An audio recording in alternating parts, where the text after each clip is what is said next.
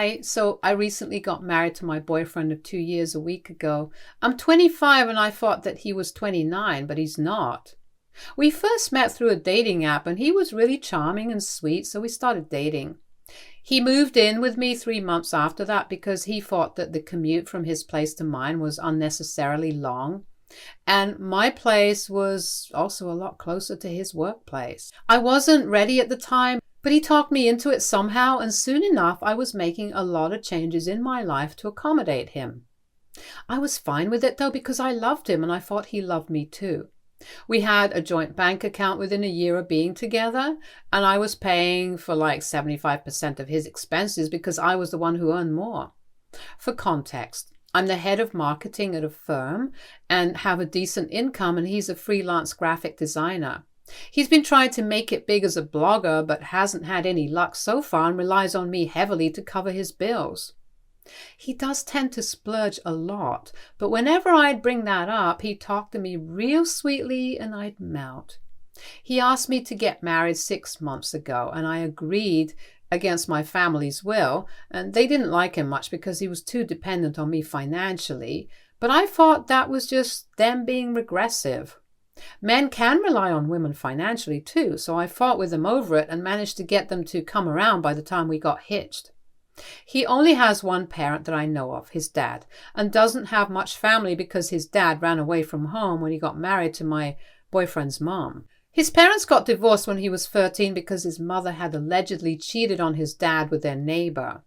They moved away from that neighborhood afterward, and his dad took over his upbringing because apparently his mother didn't want custody of him anymore and only wanted to be with her new boyfriend.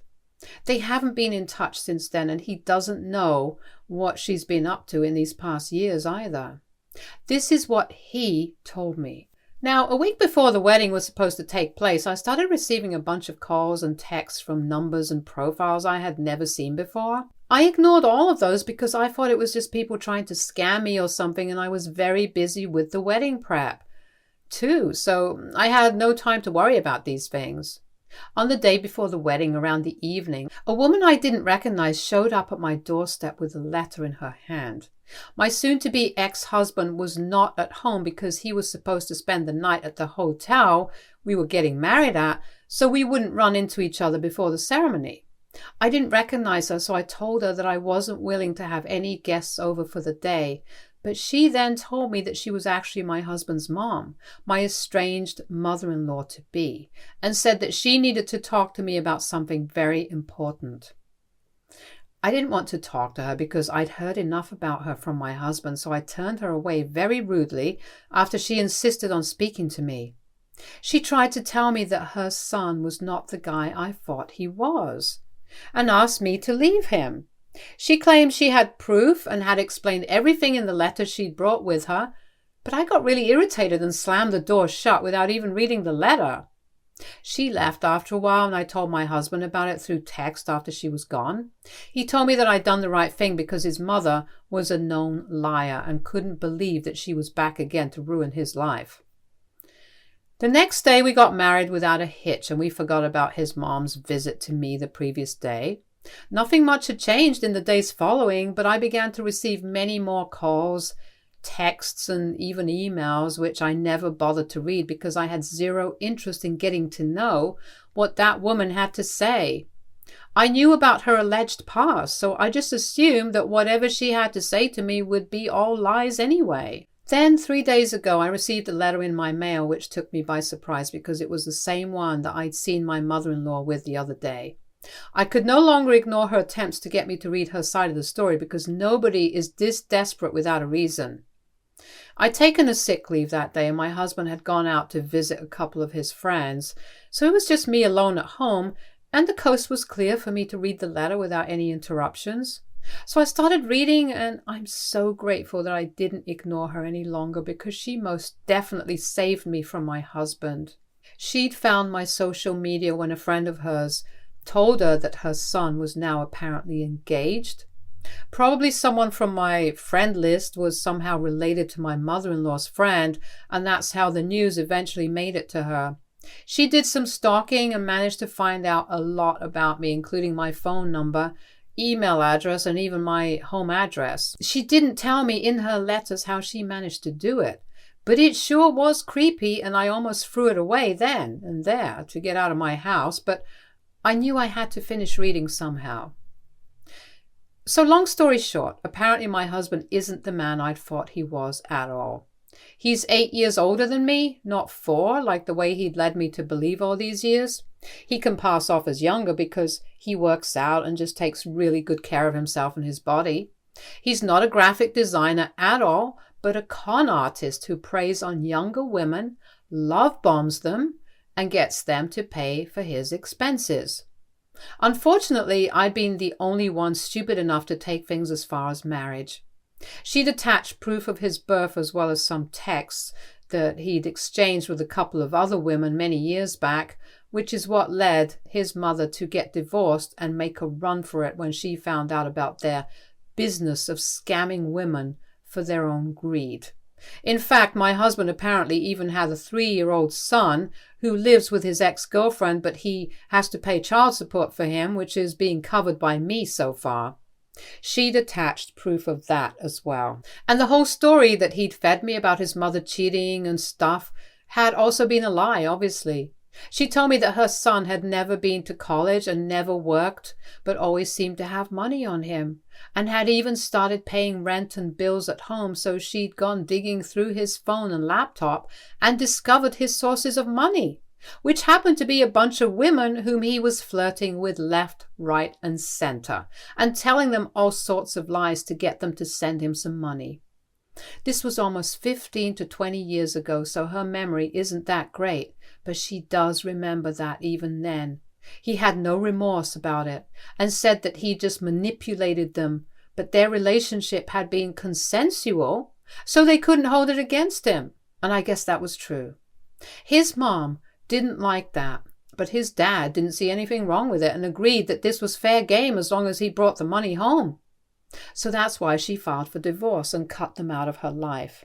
They moved out of the neighborhood they used to live in, and she lost track of them until 6 years back when his ex-girlfriend somehow found out where his mom lived and contacted her to tell her she was pregnant. My husband had borrowed some amount of money from the woman and then ghosted her, but once she discovered she was pregnant, she decided to track him down somehow, and they were able to do so after a couple of days with the help of the cops. She took him to court and made sure he paid child support. But lucky for him, he found me within a year of the verdict, and I became his new source of money. Even early on in the relationship, he used to borrow money from me almost every single day, but made sure it was small amounts so I wouldn't suspect anything. I never added it up, but if I were to do that now, it must have been a significant amount of money every week that he took from me. Then we set up a joint bank account too. We promised that we'd set aside 30% of our salaries there for the future, but of course his 30% wasn't the same as my 30%, and I was the one contributing more.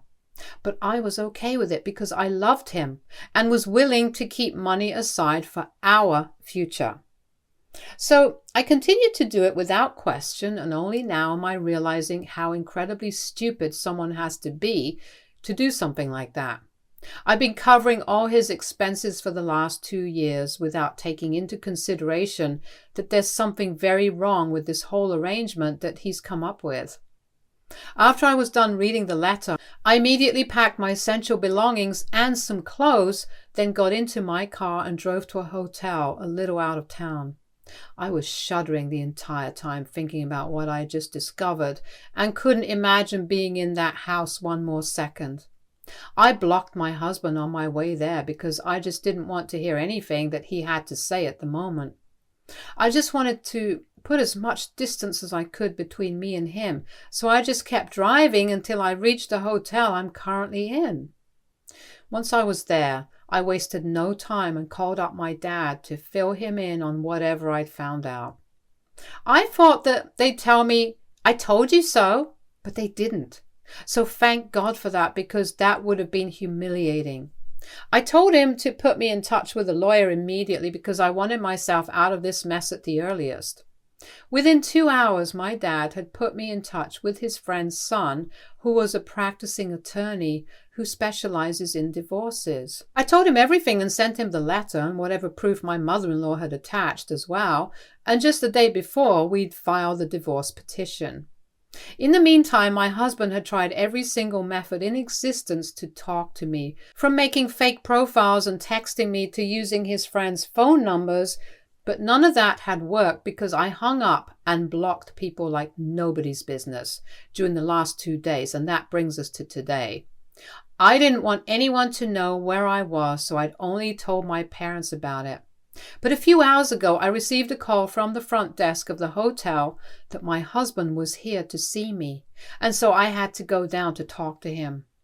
I didn't know how he'd found out where I was, but he told me that he'd visited every single hotel in the vicinity over the past 2 days to find out where I was so he could talk to me. Earlier, I might have found that romantic or endearing, but now it just felt creepy because he wasn't really looking for his wife. He was looking for the woman who paid all his bills, and that was it. I told him that we were done and that he'd be served with the divorce papers soon enough. He even had the audacity to ask me why, so I told him that I'd met his mother a couple of days back and I expected him to look surprised, but instead he just laughed and told me not to believe that old kook stories, that she just had it in for him and wanted to ruin him somehow, so she was going out of her way to stir up trouble for him. I didn't believe that and told him that I was going ahead with the divorce because I had proof that he was lying and I trusted his mother more than him, now that I could finally see the way he'd been scamming me. I said it out loud, and that's when he started looking really upset. He told me that I was making a mistake and that I'd regret this later, but I just stuck up my middle finger and walked off. He just texted me like an hour ago from a different number, and I finally opened the text to read it. He said he was disappointed that I'd rather believe some woman I'd never met before over him, even after spending 2 whole years with him, and the way I turned him away today without even hearing his side of things had been very hurtful. And now I don't know who's telling the truth and whom to believe. I guess he does have a point about me choosing to believe his mother over him, because I haven't known her for as long as him, and neither has she tried to contact me after the day I received the letter. But that's probably because this was a last-ditch effort to get me to pay heed to her.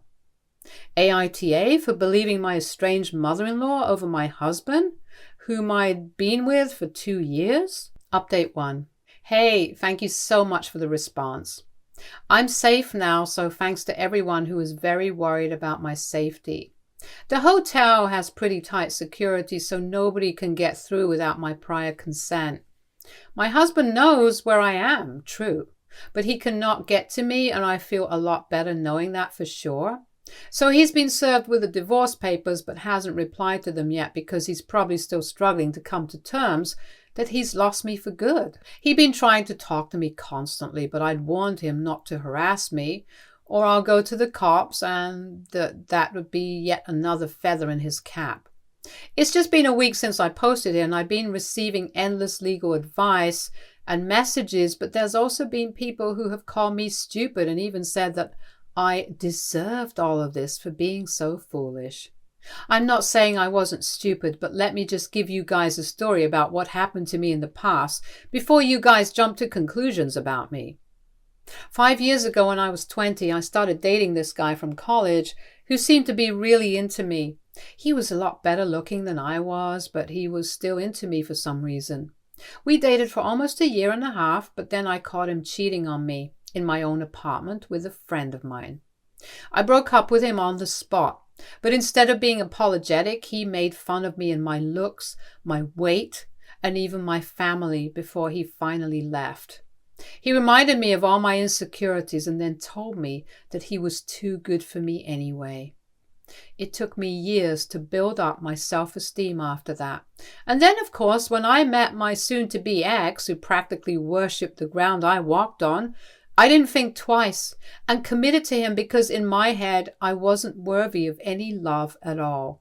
So that's what had happened in the past, and I hope that now some of you guys can make sense of why I've been ignoring all the red flags that seemed so obvious right from the beginning. I'd been willing to ignore it all because, after ages, I'd finally thought I had found a guy who loved me for who I was.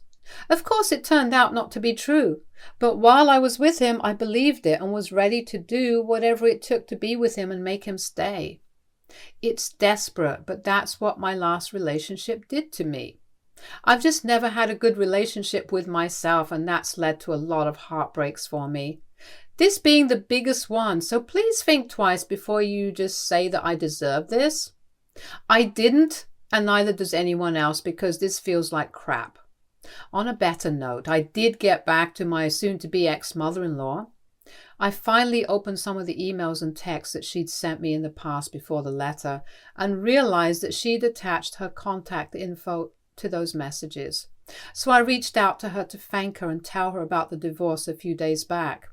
We've been in touch since then, and she's promised to convince my husband's ex-girlfriend to provide evidence that I'd been lied to about my husband's past to make the divorce easier. I just do not want him to get any alimony, which might happen, because he'll certainly demand it. He has barely any income in comparison to me, so I don't know.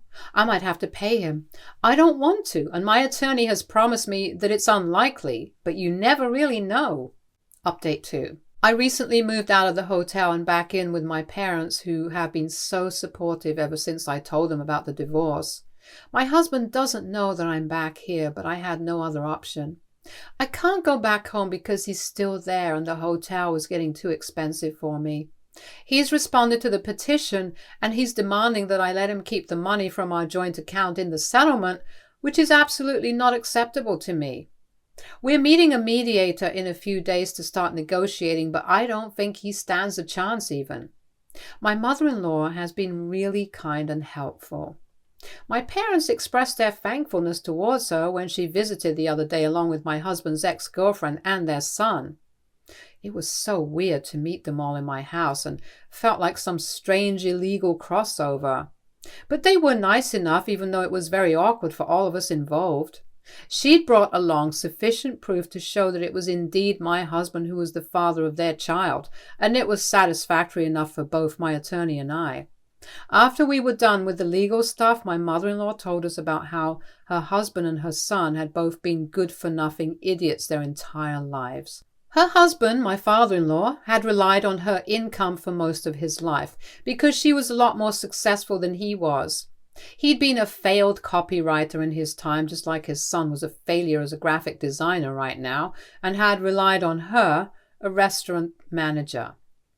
At least I earned more than her and could support her, but she didn't make enough to carry her deadbeat husband and no good son, so there were already enough problems for her to deal with without also having to worry about her son's weird knack for getting women to give him money.